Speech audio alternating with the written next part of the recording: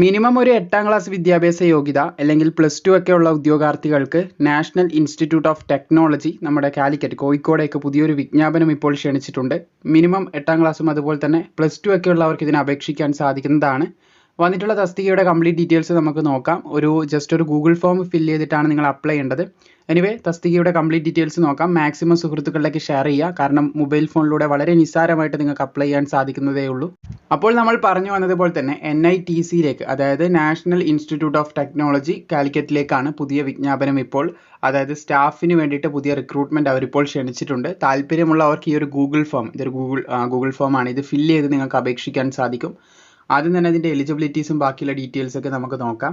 ഇവിടെ കാണാൻ സാധിക്കും അസിസ്റ്റന്റ് തസ്തികകൾ വന്നിട്ടുണ്ട്. അത് കോൺട്രാക്ട് ബേസിലാണ് ക്ഷണിച്ചിട്ടുള്ളതെന്ന് ശ്രദ്ധിച്ചിരിക്കുക. അപ്പോൾ അഡ്മിനിസ്ട്രേഷൻ വന്നിട്ടുണ്ട് ആദ്യം തന്നെ. അതിന് അപേക്ഷിക്കാൻ 10ാം ക്ലാസ് വേണം, 10+2 ആണ് പറഞ്ഞിട്ടുള്ളത്, അതായത് +2 വേണം. പിന്നെ ഡിപ്ലോമ, +2 ഇല്ലാത്ത പക്ഷം ഡിപ്ലോമയുള്ളവർക്ക് ഇൻ കൊമേഴ്സ്യൽ പ്രാക്ടീസിലുള്ളവർക്ക് അപ്ലൈ ചെയ്യാം.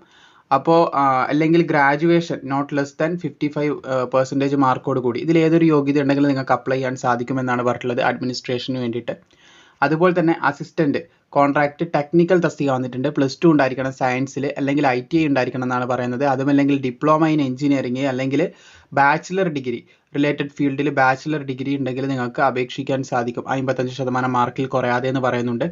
പിന്നെ അതുപോലെ തന്നെ സപ്പോർട്ട് എഞ്ചിനീയർ എന്ന് പറഞ്ഞിട്ടുള്ളൊരു തസ്തികയുണ്ട്. അപ്പോൾ ഇവിടെ സിവിൽ അതുപോലെ തന്നെ ഇലക്ട്രിക്കൽ ആണ് പറഞ്ഞിട്ടുള്ളത്. സോ അത് നിങ്ങൾക്ക് അപേക്ഷിക്കാനായിട്ട് pass in diploma in engineering അല്ലെങ്കിൽ ബാച്ചിലേഴ്സ് ഡിഗ്രി ഇൻ റിലേറ്റീവ് ഡിസിപ്ലിനിൽ സിവിലോ അല്ലെങ്കിൽ ഇലക്ട്രിക്കലിലോ ഉണ്ടെങ്കിൽ 55% മാർക്കോട് കൂടി ഉണ്ടെങ്കിൽ നിങ്ങൾക്ക് അപ്ലൈ ചെയ്യാൻ സാധിക്കും. അതുപോലെ തന്നെ അസിസ്റ്റന്റ് കോൺട്രാക്ട് ബേസിൽ വീണ്ടും വന്നിട്ട് നിങ്ങൾക്ക് ഇവിടെ കാണാൻ സാധിക്കും. അവിടെ support service and maintenance service ഇലക്ട്രീഷ്യനും ഉണ്ട്, അതുപോലെ തന്നെ പ്ലംബറും ഉണ്ട്. ഈ 2 തസ്തികയിലേക്ക് അപേക്ഷിക്കാനായിട്ട് ITI വേണം. റിലേറ്റഡ് ഫീൽഡിലുള്ള ITI 2 വർഷത്തെ എക്സ്പീരിയൻസോട് കൂടി ഉണ്ടായിരിക്കണം എന്നാണ് പറഞ്ഞിട്ടുള്ളത്. അല്ലെങ്കിൽ 10+2 ഉണ്ടെങ്കിൽ 10ാം ക്ലാസ്സും +2 ഉണ്ടെങ്കിൽ നിങ്ങൾക്ക് അപ്ലൈ ചെയ്യാമെന്ന് പറയുന്നുണ്ട്. വിത്ത് 2 വർഷത്തെ എക്സ്പീരിയൻസ് ഉണ്ടായിരിക്കണം എന്ന് പറയുന്നുണ്ട്. 10ാം ക്ലാസ്സോ അല്ലെങ്കിൽ +2ഓ അതിൻ്റെ കൂടെ 2 വർഷത്തെ എക്സ്പീരിയൻസ് റിലേറ്റഡ് ഫീൽഡിൽ ഉണ്ടെങ്കിൽ അപ്ലൈ ചെയ്യാൻ സാധിക്കും. പിന്നെ മെയിൻ്റനൻസ് സർവീസ് കോൺട്രാക്ട് ബേസിലാണ് ഇതും. അത് കാർപ്പൻറ്റർ അതുപോലെ തന്നെ മാസൺ ആൻഡ് ഹെൽപ്പർ അതിന് അപ്ലൈ ചെയ്യാൻ 8ാം ക്ലാസ് മാത്രമാണ് ചോദിക്കുന്നത്. പിന്നെ 5 വർഷത്തെ എക്സ്പീരിയൻസ് റിലേറ്റഡ് ഫീൽഡിൽ ഉണ്ടായിരിക്കണം എന്നും കൂടി പറയുന്നുണ്ട്.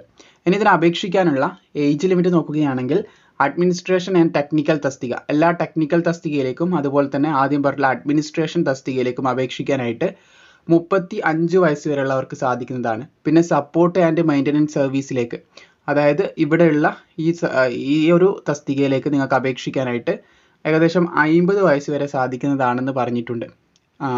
50 വയസ്സ് വരെയുള്ളവർക്ക് അതിന് അപേക്ഷിക്കാൻ സാധിക്കും.